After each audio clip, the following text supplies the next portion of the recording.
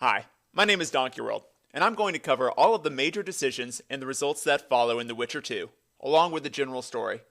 The Witcher 2 is known for allowing the player to make impactful decisions with unforeseen consequences, and really, there's no better way to prove it than to show it.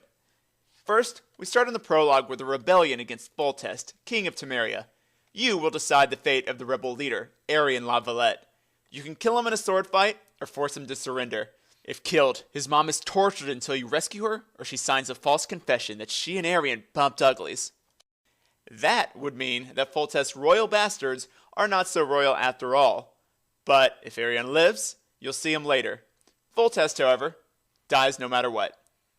Then you go off to Flotsam, ruled by a douchebag named Leto. In Chapter 1, you'll eventually meet with Yorvith, leader of the Scoia'tael elf terrorists/freedom fighters, to pump Leto, Foltest's assassin, for information.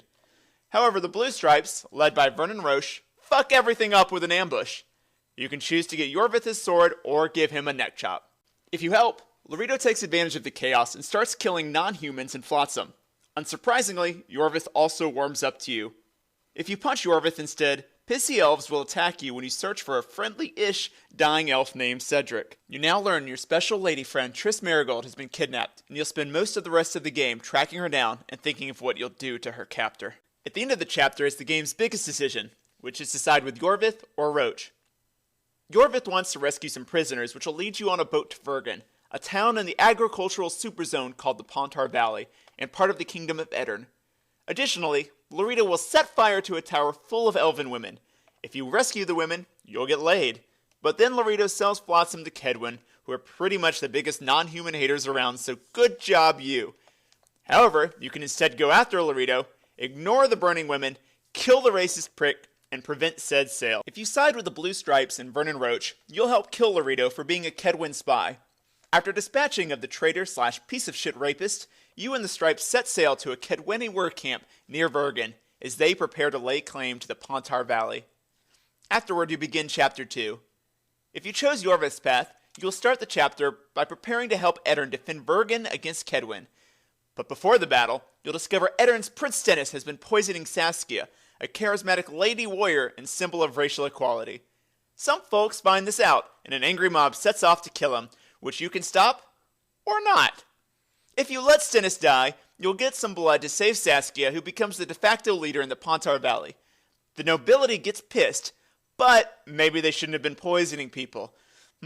Anyway, if you let Arsenic Adam live, he doesn't offer up his blood to save Saskia, even after admitting it all, so you have to acquire it from Kaedwen's king, Henselt. Either way, Stennis just keeps treating Saskia like shit. Oh yeah, you also find out Saskia is a dragon. Well, a dragon being mind-controlled. Oh, and being a Witcher, you'll of course succeed in helping repel the attack.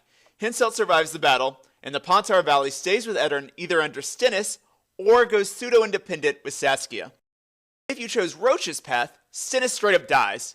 You end up in King Henselt's camp, who coerces you into doing all of the work to lift a curse he started by executing his old sorceress. After you fix that mess, you then rescue Henselt from Letho's Witcher buddies who try to kill him. Then you find out Roche is leading an insurgency against Henselt because Henselt might be working with Nilfgaard, an empire that likes to fight a lot with the northern kingdoms. Henselt, however, finds out, forgets everything you did for him, and also turns out to be a piece of shit rapist. He hangs the entirety of your Blue Stripe pals except Vess, who he rapes, and Roche, who is too busy plotting to be murdered alongside his men. Kaedwen ends up taking over the Pontar Valley regardless, but Geralt and Roche do find Henselt all alone as the battle is winding down. You end the chapter choosing whether he lives or dies, and ultimately the cohesiveness of Kaedwen. Either way, Geralt heads off for Lawton Wien in Chapter 3 with either Yorvith or Roche. The mages want to reform the Conclave to give them power, but who cares about that? Triss is nearby. You can either go rescue her from the Nilfgaardian camp, track down Philippa Eihart, a sorceress, to lift Saskia's curse, or save Anais, who is Foltest's daughter. Further, rescuing Anais results in more options to either give her to Radovid, who rules Redania, which is the most powerful and least dead kingy of the northern kingdoms, or give her to John Natalis, who is the temporary chief of Temeria. Rescuing Triss results in not only re-establishing the Conclave, but also spares mages of a potential witch hunt because lovely Triss tattles on another sorceress, Sheila de Tanzerville, for being a bitch. The immediate downsides to this choice are that Roach rescues Anais alone and becomes an outlaw, and Yorvith gets wounded fighting Philippa. He's then captured. You can either save him or leave him to his fate. Choosing not to rescue Triss results in a lot of dead mages. However, on Yorvith's path, chasing Philippa does lead to the discovery of how to break the mind control spell over Saskia. And, on a grander scale, without your interference, Radovid and Henselt split Temeria between themselves. On Roach's path, rescuing Anais results in Roach killing Henselt's sorcerer Deathmold. If you give the young princess to Radovid, Temeria becomes a protectorate of Redania. Giving her to John Natalis results in Temeria remaining independent. After all this madness, you fight Saskia in dragon form. You can kill her or not. Of course, if you choose Roach's path, Geralt technically has no idea who the hell the dragon really is, so choose your level of roleplay here. Then your final decisions basically test how much you hold a grudge. Sheila de Tanzerville gets stuck in an unstable warp field and is ready to blow. She pretty much funded the Witchers who killed Foltest, stole Triss, and fucked everything up. And she pretty much did it all for power. You can save her, or just sort of let her explode. Then there's Leto, the Witcher who actually did kill Foltest, and actually did steal Triss, and actually did fuck everything up. Turns out, he was helping Nilfgaard sow chaos in the north. In exchange, the Emperor promised to rebuild his Witcher school, because there's like 10 Witchers left in the world at this point.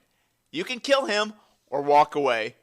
He does save Triss if you decide not to, and he also tells you everything you want to know. Then Geralt, Triss, and or Roach/Yorvith set off for Nilfgaard. Very considerately, Nilfgaard comes to them to take over the world, and then the game ends. Thank you for watching. Once again, my name is DonkeyWorld, and I hope Witcher 3 lives up to the epic level of impactful decisions from previous Witcher titles. If you enjoyed this, please do subscribe.